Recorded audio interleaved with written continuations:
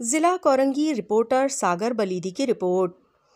जराये के मुताबिक थाना कोरंगी गरीब नवाज चौकी की हदूद सेक्टर 34-3 UC1 कोरंगी नंबर 3 में बदनाम जमाना लैंड माफिया जाली मेजर मंशा और इसके दस्त बाजू बहादुर अली दिन दहाड़े सरकारी स्कूल से मुत्तसिल अल शहबाज ग्राउंड में सरकारी स्कूल की 4 दीवारी तोड़कर ग्राउंड में गैर कानूनी तामीरात जारी और सारी।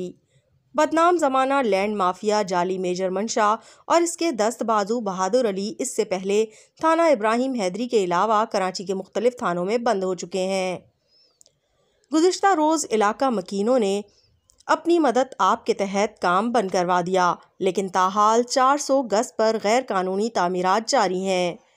जराये के मुताबिक कब्जे माफिया का कहना है कि हमें पुलिस की मुकम्मल आशीर्वाद हासिल है, ये काम कोई नहीं रुकवा सकता। पुलिस की पुरअसरार खामोशी समझ से बालातर है। SSP कोरंगी से इलाका मकीनों ने गुजारिश की है कि जल्द अज जल्द ग्राउंड की जगह को कब्जा माफिया से छुड़वाकर इलाका मकीना को शुक्रिया का मौका इनायत फरमाएं।